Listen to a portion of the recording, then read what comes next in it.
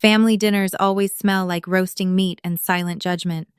When my sister's new boyfriend, Todd, smirked across the gravy boat and called me unemployed, the whole table erupted in laughter. They thought I was the family failure. They had no idea I was the anonymous consultant hired to restructure his entire division. My parents' house always holds a specific, stifling temperature on Sunday afternoons, a damp 80 degrees that makes your clothes stick to your shoulder blades. When I pushed open the front door, the immediate hit of burnt onions and my mother's frantic, heavy-footed pacing in the kitchen told me everything I needed to know. Jessica had brought times him, times home. I hadn't met Todd yet, but I already knew the shape of him. Jessica had spent the last 3 months dropping his name into casual conversations, like expensive, heavy stones, Todd's promotion, Todd's golf handicap, Todd's thoughts on the current prime rate. My sister, older by 2 years and a lifetime of neurotic overachievement, had always treated life like a checklist she was terrified of failing. A wealthy, stable boyfriend was the ultimate unchecked box. I slipped my boots off in the hallway. The floorboards creaked under my socks, a familiar, hollow sound that briefly pulled me back to a childhood of tiptoeing around Jessica's mood swings. I wasn't nervous. Exactly. Just deeply exhausted. 6 months ago, I had walked away from a senior data architecture role at a massive fintech firm. I didn't do it with a triumphant speech or a dramatic exit. I just woke up one Tuesday, tasted bile at the thought of looking at another fluorescent-lit cubicle, and handed in my badge. Since then, I had been working entirely on my own, taking high-level contracting gigs under an LLC that bore no resemblance to my actual name. The money was ridiculous. The freedom was absolute. But to my family, who measured success by the rigidity of a 9-to-5 schedule and a corporate dental plan, I was lost. "Chloe, is that you?" My mother's voice pierced the hallway. She appeared in the archway, wiping her hands on a grease-stained dish towel. Her smile was tight, her eyes immediately flicking up and down my outfit, a plain black sweater, well-worn denim, no jewelry. I could see the microscopic deflation in her posture. "Hey, Mom," I said, leaning in. She smelled like cheap hairspray and panicking poultry. "They're in the living room," she hissed, leaning close to my ear. "Be on your best behavior. He bought a $200 bottle of wine. Your father is afraid to open it." I gave a dry, non-committal hum and moved past her. The living room was an exercise in forced domesticity. My father sat in his faded recliner, clutching a glass of water like a life preserver. On the floral sofa sat Jessica, rigid and glowing with nervous energy, entirely eclipsed by the man beside her. Todd was exactly what I expected, yet somehow worse. He was entirely too large for the room, occupying the couch with a sprawling, aggressive posture legs wide, an arm thrown heavily over the back cushions behind Jessica's neck. He wore a crisp, powder blue button-down that looked entirely too thin for the weather, unbuttoned just enough to suggest he went to the gym. "Ah, the elusive sister," Todd boomed as I stepped onto the carpet. He didn't stand up. He just extended a thick, tanned hand toward me from a seated position. I stepped forward and took it. His grip was an agonizing, calculated squeeze, the kind of handshake taught in mid-level management seminars to establish dominance. His palm was slightly clammy. I kept my face blank, letting my hand go limp rather than fighting him back, which clearly robbed him of the satisfaction he was looking for. "Chloe," I said. "Nice to meet you." "Todd," he said, finally letting go. He leaned back, his eyes doing the same swift appraisal my mother had done, though his carried a different weight. It was the look of a man categorizing a threat and immediately dismissing it. "Jessie told me you were taking a sabbatical." Jessie. Nobody called her Jessie. I glanced at my sister. She was smiling so hard her gums showed, her hands twisted into a knot in her lap. "Something like that," I said, taking a seat on the stiff wooden chair opposite them. The air in the room was thick with Todd's cologne, a sharp, metallic scent that clawed at the back of my throat. It smelled like ambition and insecurity masking sweat. "Must be nice," Todd chuckled, taking a sip from a crystal tumbler I knew my mother only brought out for funerals. "Just checking out of the rat race. Living off the grid. I tell you, if I wasn't running the analytics division at Prime, I'd probably just pack it up and move to a beach too." He didn't specify what Prime meant, clearly expecting me to ask. I didn't. Instead, I looked at the dark wood of the coffee table, noticing a fresh ring of condensation forming beneath his glass. My mother would have a fit when she saw it. I'm not exactly off the grid, I said mildly. Just working differently. Jessica let out a high, brittle laugh. Chloe's always been our little bohemian. You know, when we were kids, she tried to sell painted rocks to the neighbors. Hey, entrepreneurship, Todd pointed a finger gun at me. I respect the hustle. Though, eventually you gotta rejoin the real world. Can't dodge taxes and responsibility forever. A hot, sour prickle started at the base of my neck. It wasn't just the condescension, it was the utter certainty in his voice. He had been in the house for maybe an hour, and he had already diagnosed my entire existence. I looked at my father, hoping for a lifeline, but Dad was suddenly fascinated by the lint on his corduroy trousers. Dinner is ready, Mom called out, a shrill bell of salvation. We migrated to the dining room. The table was suffocating under the weight of too many serving dishes. Sliced roast beef, drowning in a slightly broken gravy, stiff mashed potatoes, overcooked green beans. The scrape of wooden chair legs against the linoleum sounded like nails on a chalkboard. I took my usual seat at the corner. Todd sat at the head of the table. My father, the actual head of the household, had quietly relegated himself to the side. The shift in power was subtle, but it made my stomach turn. As we passed the bowls, the clinking of silverware became a tense, rhythmic backdrop. I focused on the texture of my paper napkin, rubbing it between my thumb and forefinger to keep my mouth shut. Just get through the meal, I told myself. Eat the dry meat, compliment the potatoes, and go home to your silent, expensive apartment. But Todd, fueled by the cheap audience of my parents and his sycophantic girlfriend, was just getting started. So, Todd began, stabbing a piece of beef with his fork and pointing it at me. Chloe, walk me through a day in the life. You wake up. Noon? 1 p.m.? What's the schedule for a retired 28-year-old? The table went dead quiet. The hum of the refrigerator suddenly seemed deafening. I set my fork down. The meat in my mouth tasted like sawdust, and I swallowed it with deliberate slowness. I usually wake up at 6, I said, keeping my voice entirely flat. I like the quiet in the mornings. Todd smirked around his food. Right, the quiet, because there's no alarm clock. Seriously though, how are you paying rent? Jesse says you haven't held a real job in over half a year. You blowing through your savings? Or are Mom and Dad subsidizing this little spirit quest? Is greater than. I could feel the blood rushing to my ears. It wasn't just anger. It was a deep, visceral betrayal. I looked at Jessica. She was staring intently at her plate, her cheeks flushed dark red. She had been talking about me, complaining about me, painting me as a parasite to make herself look better by comparison. Todd, my mother started, her voice fluttering with nervous damage control. Chloe manages just fine. She's very frugal.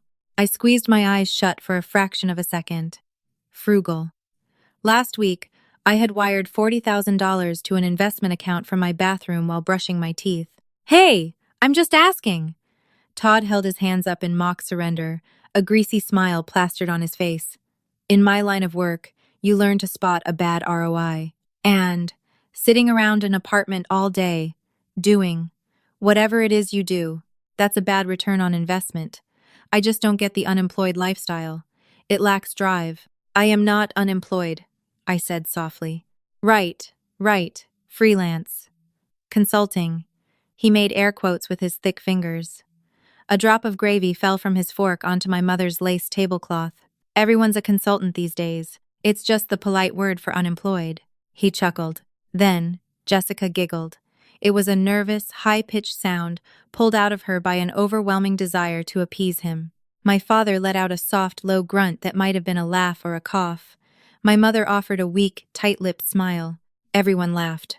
It wasn't a roar of malicious comedy. It was worse. It was the complicit, polite laughter of people who fundamentally agreed with the joke. They genuinely believed I was a failure. They believed I was sitting in my apartment, watching daytime television, living off scraps, while Jessica brought home the conquering hero. The humiliation didn't burn. It froze. My chest felt hollow, lined with ice. I looked around the table at the people who had known me my entire life. I had bought my parents their new boiler last winter. I had anonymously paid off the remaining 5 grand of Jessica's student loans for her birthday. I didn't do it for praise, I did it through a trust structure so they wouldn't feel indebted to me. And this was the return, this casual, devastating lack of faith. Well, I said, my voice barely above a whisper. As long as you're entertained. Todd took a large gulp of the red wine. Don't get defensive, Chloe. It's just banter. You gotta have a thick skin out there. Or, well, in times there, in your living room. He wiped his mouth with the back of his hand, missing the napkin entirely. Anyway, real work is brutal right now. My firm just brought in some external auditors to gut the whole middle management tier. Bunch of absolute sociopaths making ridiculous demands. Something clicked in my brain, a tiny, cold gear snapping into place. I slowly picked up my water glass. The condensation made it slippery. Sociopaths? I echoed. Oh, yeah. Todd leaned forward, eager to talk about himself again. We're undergoing a massive restructure. The higher-ups hired this phantom boutique firm. They don't even come into the office. They just request data, run our numbers, and fire people over encrypted emails. It's a bloodbath. Which firm? I asked. Jessica rolled her eyes. Chloe, don't bother him with shop talk. You wouldn't understand it anyway. No, let her learn, Todd said benevolently. I work at Harrison Vought Logistics. Ever heard of it? The ice in my chest shattered into a million sharp, crystalline pieces. Harrison Vought Logistics. I didn't just know the name. I was currently looking at their Q3 financials on my secondary monitor at home. The phantom boutique firm was times me. My LLC, Apex Data Solutions. For the past 3 weeks, I had been mercilessly slicing through the bloated, inefficient hierarchy of Harrison Vaught's analytics division. And your role there? I asked. I was no longer a humiliated little sister. I was a predator watching a very slow, very loud gazelle wander into the tall grass. Director of Regional Analytics, Todd said, puffing his chest out slightly. But between you and me, once these auditors clear out the dead weight, I'm next in line for VP. My numbers are untouchable. I blinked. Director of Regional Analytics. Todd Pergale. I knew his name. I knew his employee ID. I knew his salary down to the cent. And more importantly, I knew his untouchable numbers. Just yesterday, I had flagged his specific department for a secondary review because the data sets they were submitting looked artificially inflated. Todd wasn't untouchable. Todd was cooking the books to mask a 20% drop in regional efficiency, and I had already drafted the preliminary report recommending his immediate termination. I stared at him. I looked at his smug, shiny face, the gravy stain on his shirt, the way he rested his hand territorially on my sister's thigh. He took my silence for awe. Yeah, he smirked. It's high stakes, not exactly finding yourself on a Tuesday afternoon. I felt a smile crawl onto my face. It wasn't a nice smile. It felt entirely unfamiliar on my features, sharp, jagged, and deeply dangerous. I didn't care to suppress it. You know, Todd, I said softly, picking up my fork and finally taking a bite of the potatoes. They tasted incredible all of a sudden. You're absolutely right. It's a tough world out there. You never know when the axe is going to fall. Exactly, he nodded, completely oblivious to the shift in the room's atmospheric pressure. I looked at my mother, then at Jessica. They were both staring at me, slightly unsettled by my sudden, genuine good mood. Pass the gravy, would you, Jessie? I asked brightly.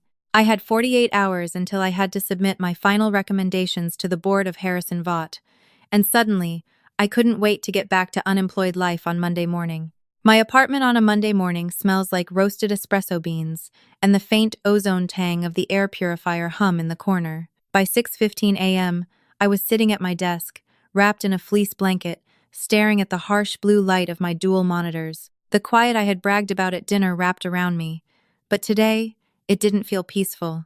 It felt like a loaded gun. I logged into the secure Harrison Vought VPN. My fingers moved over the mechanical keyboard, the heavy times clack, clack, clack times echoing off the bare walls of my living room. I pulled up the directory for Regional Analytics. Todd Gale, Employee ID 88492. I opened his raw datasets alongside the polished, colorful executive dashboards he had submitted to the board last month. At first glance, his numbers looked brilliant. green arrows pointing up, expenditures trending down. A perfectly manicured garden of corporate success. But I wasn't paid to look at the flowers, I was paid to dig up the dirt. It took me less than 45 minutes to find the rot. It wasn't even sophisticated. Todd hadn't used complex algorithms or buried the losses in obscure subledgers. He had simply hard-coded the variables. When his regional delivery times dropped, causing a massive spike in client penalty fees, he manually reclassified those late shipments as pending external review. He pushed the losses into a phantom column that didn't calculate into his department's bottom line. It was a shell game, played by a man who assumed nobody would ever look under the cups. I leaned back in my ergonomic chair and rubbed my eyes. The skin felt paper-thin and dry. A heavy, uncomfortable knot formed in my stomach. It was the ugly collision of professional obligation and petty, vindictive joy. I wanted to pretend I was just doing my job, executing the contract with cold, detached precision. But that was a lie. My pulse was racing. I was enjoying this. I was enjoying the power I held over the man who had chewed with his mouth open and called my life a waste of time. I hated myself a little bit for how good it felt. It made me feel small. It made me feel like I was sinking to his level, validating his arrogant worldview where people only mattered based on their leverage. But the contradiction didn't stop my hands. I opened a blank document and began typing the final audit recommendations. I didn't use emotive language. I didn't express outrage. The corporate executioner's blade is forged in dry, passive voice terminology. A forensic review of the Regional Analytics Division reveals severe data mismanagement and intentional misrepresentation of Q3 liabilities. The director, T. Gale, has bypassed automated tracking protocols to artificially suppress penalty expenditures. This constitutes gross negligence and a direct violation of fiduciary policy. Immediate termination for cause is strongly recommended to prevent further operational hemorrhage. I attached the spreadsheet, highlighting his hard-coded cells in a bright, unforgiving yellow. I hovered my mouse over the send button. The cursor blinked. There was no dramatic music playing in my apartment. The sun was just starting to crest over the adjacent building, casting a pale, washed-out light across my hardwood floor. I was just a woman in sweatpants holding a cup of lukewarm coffee, about to detonate a family dinner. I clicked. A tiny Times whoosh time sounded from the computer speakers. It was done. I closed the laptop, went to the kitchen, and poured the rest of my coffee down the sink. The fallout didn't happen immediately. Corporate bureaucracy, even when executing someone, moves with a sluggish, agonizing bureaucracy. Tuesday passed. Wednesday passed. By Thursday evening, I was almost convinced Todd had somehow wormed his way out of it. Then, at 5:30 p.m., my phone vibrated on the kitchen counter. The caller ID flashed my mother's name. "Chloe," she said the moment I accepted the call. Her voice was thin, reedy, vibrating with a high-frequency panic. "You need to come over. Please. Jessica is. She's completely falling apart." "What happened?" I asked, keeping my voice entirely flat. I reached for my coat. "It's Todd," she whispered, as if someone were listening through the wallpaper. "He was fired. They had security walk him out of the building. He's here now, and he's talking about lawyers, and your sister can't stop crying. Just, please come." The drive to my parents' house took 20 minutes. The sky was the color of a bruised plum, heavy with the threat of rain. When I pulled into the driveway, Todd's pristine, leased BMW was parked crookedly on the grass. I unlocked the front door and stepped into a wall of noise. Jessica was curled on the floral sofa, clutching a throw pillow to her chest, her mascara leaving jagged gray tracks down her cheeks. My father was standing by the window, rubbing his temples, looking profoundly out of his depth. And then there was Todd. He was pacing the length of the living room rug. He looked physically smaller. The crisp, powder blue shirt was heavily wrinkled, and dark half-moons of sweat stained his armpits. The overwhelming smell of his metallic cologne was now laced with the sour, sharp odor of adrenaline and fear. "It's a setup," Todd was snarling, waving his arms at my father, who was actively avoiding eye contact. "It's a goddamn setup. You don't just fire a director on a Thursday afternoon without a severance package. They seized my laptop. They took my keycard. They treated me like a criminal." "Todd, please sit down," my mother begged from the archway. She looked at me helplessly as I took off my boots. I'm not sitting down, he barked, making her flinch. He ran a hand through his hair, ruining the expensive gelled style, leaving it sticking up in desperate clumps. It was those external auditors. Apex Data Solutions. A bunch of faceless cowards hiding behind encrypted servers. They don't know the business. They don't know the pressure. They just looked at a spreadsheet and ruined my life. They said you lied about the numbers, Todd. Jessica sobbed into the pillow. Her voice was cracked and ugly. Did you? Did you lie? I managed the data. Todd rounded on her, his face flushing a dangerous mottled purple. That's what executives do, Jesse. We manage the narrative. It wasn't lying. It was strategic deferment. Those auditors are sociopaths. If I could get my hands on the rat who wrote that report. I walked fully into the living room. The floorboards didn't creak this time. Strategic deferment? I asked softly. Todd snapped his head toward me, his eyes wide and bloodshot. What? Reclassifying late shipment penalties as pending external review to hide a 22% drop in efficiency, I said. My voice was calm, but the words hit the room like stones dropped on glass. That's not strategic deferment, Todd. That's hard-coding variables to commit financial fraud. The silence that followed was absolute. The only sound was the distant rumble of thunder outside. Todd froze. The angry red color drained from his face, replaced by a sickly, chalky white. He stared at me, his mouth slightly open, a small line of spit gathering at the corner of his lips. How? My father started, stepping away from the window. Chloe, how do you know that? Apex Data Solutions, I said, not taking my eyes off Todd. It's not a shadow firm. It's a single LLC. It's me. I watched his brain try to process the information. I watched the arrogant, bloated confidence, finally, permanently rupture. He looked back at Jessica, then at my parents, searching for the punchline, searching for the laugh track that had backed him up on Sunday. But nobody was laughing. You? Todd whispered. His voice was hollow. You wrote the report. I did, I replied. I told you I was working. I'm sorry you didn't think it was a real job. Jessica dropped the pillow. She stood up, her legs shaking. I expected her to turn on him. I expected her to realize the man she brought home was a fraud who had humiliated her sister. But instead, she looked at me, and her eyes were filled with pure, unadulterated hatred. You ruined him, she hissed. Jessie, my mother gasped. No, Jessica screamed, the sound tearing at her throat. You did this on purpose, Chloe. You were jealous. You couldn't stand that I was happy, that I had a successful boyfriend while you're just some miserable.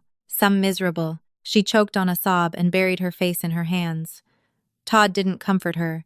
He just stared at the carpet, entirely broken, muttering about lawsuits and severance that he was never going to get. I looked at my parents. My father wouldn't meet my eyes. My mother was clutching her dish towel, looking at me not with pride, but with deep, unsettling fear. They didn't see a successful consultant who had protected a company from fraud. They saw a predator. They saw a daughter who had quietly, brutally dismantled her sister's life without shedding a single tear. The knot in my stomach tightened. There was no vindication here. There was no movie ending where my family apologized and recognized my worth. They were just sad, scared people trapped in a living room that smelled like burnt bridges and sour sweat. I didn't invent his numbers, Jessica, I said, my voice heavy with exhaustion. I just stopped him from hiding them. I didn't wait for a response. I turned around, picked up my boots, and walked out the front door into the cool, damp evening. When I got to my car, the first drops of rain started to hit the windshield. I sat in the driver's seat for a long time, listening to the rhythmic tapping against the glass. I pulled out my phone and checked my bank account. The retainer from Harrison Vaught had just cleared. It was more money than my father made in 3 years. I put the car in gear and pulled away from the curb. I was completely, utterly alone, and for the first time in my life, I decided that was perfectly fine. If you've ever been the black sheep of your family, or had your hard work dismissed just because it didn't look like everyone else's, you know exactly how heavy that silence feels. Sometimes, the best revenge isn't an argument, it's just doing your job flawlessly. If Chloe's story resonated with you, hit that like button, share this video with someone who needs a reminder of their worth, and subscribe for more raw, real stories. You never know who's really running the room.